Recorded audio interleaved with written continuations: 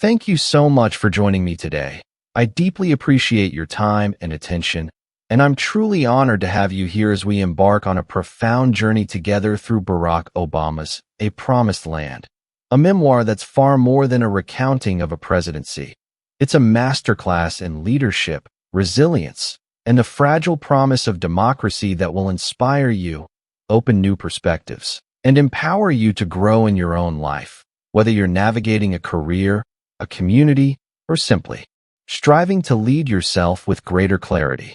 This audiobook, narrated in Obama's own calm, reflective voice, feels like an intimate conversation in the West Colonnade of the White House, his favorite spot for quiet reflection amid the chaos of power. And today we'll weave through its lessons, insights, and behind-the-scenes moments in a continuous flow, unpacking stories that resonate not just in the halls of government, but in the everyday challenges we all face, from boardrooms to family dinners, offering wisdom to make us better leaders, listeners, and citizens. Obama begins A Promised Land with striking humility, grounding his extraordinary journey in ordinary beginnings, painting vivid scenes of a boyhood split between Hawaii's laid-back shores and Indonesia's bustling streets, where he grappled with a fractured identity. His Kenyan father, a distant myth whose ambitions loomed larger than his presence, his white Kansas grandparents instilling Midwestern grit, and his mother, in Dunham, weaving empathy and justice into his core through her work. Among the poor, this isn't mere nostalgia. It's the first lesson. Self-awareness is the bedrock of leadership because knowing your roots, your values, your scars, your story, equips you to connect authentically with others. Obama shares how, as a young man piecing together his biracial identity, reading became his refuge, a way to understand the world and his place in it. Like when he pored over Baldwin and Ellison to make sense of race's complexities, teaching us that embracing our own mosaic of experiences, doubts, and all builds a bridge to others, a truth he carried into Chicago's South Side as a community organizer, where he sat with laid-off steelworkers and shuttered mills, their stories of lost dignity. Under Reaganomics, shaping his resolve to amplify the voiceless, reminding us that leadership starts not with grand gestures, but with listening until another's pain becomes your own. As Obama steps into his early political life in the Illinois State Senate, the narrative shifts to the sacrifices of public service, where ambition collides with family, revealing a second lesson. Balance is a constant struggle, but acknowledging it builds stronger partnerships. He's candid about the toll of campaigning, long nights away from Michelle and their daughters, Malia and Sasha, the strain of missed bedtimes, and Michelle's quiet frustrations with politics' relentless pace, like when she'd challenge him on why he'd trade family dinners for Springfield's grind. Yet Obama honors her as his anchor, sharing how her belief in his mission, even when tested, fueled his endurance, as seen in late-night talks where they'd recalibrate their shared purpose, teaching us that great achievements are collective, leaning on loved ones who sacrifice alongside you. A reminder to nurture those bonds intentionally, whether through a quick call home during a work trip or a heartfelt apology after a missed moment. Because no leader stands alone. In his Senate years and the electrifying 2008 campaign, Obama unveils the power of hope and communication, crystallized in his 2004 Democratic National Convention keynote, The Audacity of Hope, which vaulted him from obscurity to national stardom. He describes pacing his Boston hotel room, scribbling notes to weave his story of red and blue America into a unified vision, drawing from Lincoln's divided house to declare, "There's not a liberal America and a conservative America.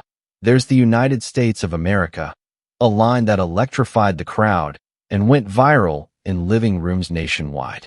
The third lesson here is authenticity's alchemy. Words move people when they're rooted in genuine belief, not polished performance. Obama recounts bombing early speeches in rural Illinois, where his Harvard law sheen flopped until he stripped it down, sharing stories like a neighbor's eviction to mirror broader economic woes, forging trust that turns skeptics into supporters, urging us, whether leading teams or inspiring kids, to speak from conviction because audiences sense when your heart's in your words. The 2008 campaign against Hillary Clinton unfolds like a political thriller, with Iowa's caucus upset showcasing the fourth lesson: perseverance through doubt, powered by collective action, can defy the odds. Obama details the grueling pace: 18-hour days of stump speeches, fundraising calls, and strategy huddles, facing critics who dubbed his run too risky, too soon. Yet his team's grassroots machine, fueled by volunteers and digital tools like mybo.com, flipped the script. He shares vivid memories of Des Moines diners, where vote counts trickled in, and a single mom's viral door-knocking video swayed precincts, proving that big dreams become achievable by breaking them into daily work and empowering ordinary people. A blueprint for anyone chasing ambitious goals to stay grounded in purpose and community, turning impossible into inevitable through organized audacity. Once in the Oval Office, Obama inherits the 2008 financial crisis, wars in Iraq and Afghanistan, and a polarized nation, revealing the fifth lesson: leadership means choosing between imperfect options, weighing costs with no easy wins. He recounts the frenetic crafting of the $787 billion Recovery Act, blending tax cuts and green energy bets, hammered out in clashes with economists like Larry Summers over fiscal multipliers, yet grounded in human stories, like the Ohio auto worker rehired to build hybrid engines, whose thank you letter Obama read by lamplight, showing that bold action in uncertainty trusts data but lives in lives lifted, a lesson for innovators to measure success in impact, not just numbers. The auto bailout saga, saving GM and Chrysler, underscores the sixth lesson: tough love and stewardship means pruning to preserve, as Obama faced populist fury over fat cat bailouts, but pushed restructuring that saved 1 million jobs, detailing tense Oval Office showdowns with CEOs admitting mismanagement, proving calculated risks, rooted in empathy for workers, can revive industries. Much like a gardener clipping dead branches to spur growth. On race, Obama's reflections are raw and resonant, from the Reverend Wright controversy threatening his campaign to Trayvon Martin's tragedy exposing persistent divides, teaching the seventh lesson: progress is possible but rarely linear, requiring candid confrontation of uncomfortable truths. His Philadelphia speech on race, dissecting his multiracial lens and America's scars, restored momentum by naming tensions without inflaming them, urging us to foster honest dialogues that dismantle denial without despair, a call to audit our biases for a fairer tomorrow. The eighth lesson emerges in healthcare reform's epic odyssey: Obamacare's passage ensuring 20 million, where perseverance through partisanship forges equity. As Obama details marathon Senate negotiations, Scott Brown's upset, and Christmas Eve 2010's nail-biting vote, showing that systemic change demands grinding advocacy, a masterclass for reformers to rally coalitions around shared stakes. Foreign policy's labyrinth yields the ninth lesson: words must wed deeds for credibility, as seen in Obama's Cairo speech aiming to reset U.S.-Muslim relations, only to falter amid Gaza's flare-ups, a caution that symbolic gestures crumble without follow-through, urging diplomats and dealmakers to align rhetoric with action.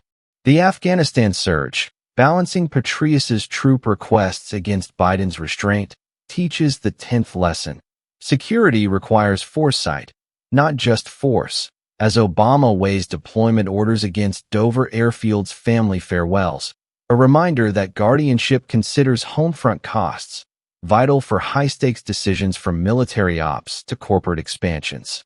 The bin Laden raid's pulse-pounding narrative, CIA whispers to SEAL Team 6, Geronimo Eki, crystallizes the 11th lesson: justice demands deliberation, not haste, balancing closure for 9/11 families with risks to innocence, a model for precise, humane victory. Obama's personal threats, Michelle's sacrifices, Malia and Sasha's White House wonder, reveal the 12th lesson. Power amplifies relational fragility, so intentional nurturing, like South Lawn picnics, sustains the home fires, a guide for high achievers to balance ambition with intimacy. The 13th lesson, from Dodd-Frank's Wall Street Curbs, is that regulation redeems recklessness when rooted in accountability, preventing meltdowns that scar retirements, a call for financial stewards to prioritize guardrails over greed. Environmentally, clean energy pushes via Recovery Act grants teach the 14th lesson. Stewardship spans generations, framing green shifts as economic boons, not burdens, as Arctic melts loom. The Russia reset, cutting arms with Medvedev, shows the 15th lesson. Diplomacy thrives on mutual respect amid rivalry, a model for tense negotiations. The Arab Spring's chaos imparts the 16th lesson. Revolutions ripple unpredictably, so support democratic yearnings without dictating outcomes. As Libya's intervention shows Obama's lighter moments, Biden's basketball rants, Al Green's sing-alongs, yield the 17th lesson. Levity lubricates leadership's load, forging bonds that weather crises. Midterm shellackings teach the 18th lesson. Electoral ebbs demand adaptation, not abandonment, as DACA's executive action shows.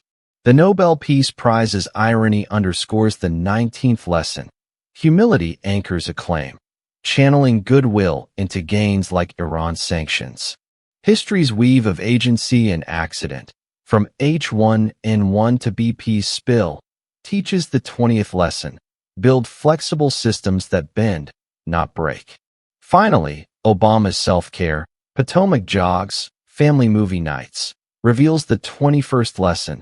Protect your energy to lead effectively, guarding against burnout's chill. A Promised Land is a catechism for citizenship, urging us to vote as transformers, debate to discover, and fight for democracy's fragile promise. Because as Obama reflects, the Promised Land is a direction, not a destination, forged by our collective will. Thank you again for diving into this with me. If these lessons sparked something in you, hit that like button, share with a friend facing their own crossroads, and comment below. Which lesson will you carry forward? Your thoughts fuel this community, and I read every one. Thank you for believing in stories that bridge divides, and for committing to the hard, holy work of building a more perfect union.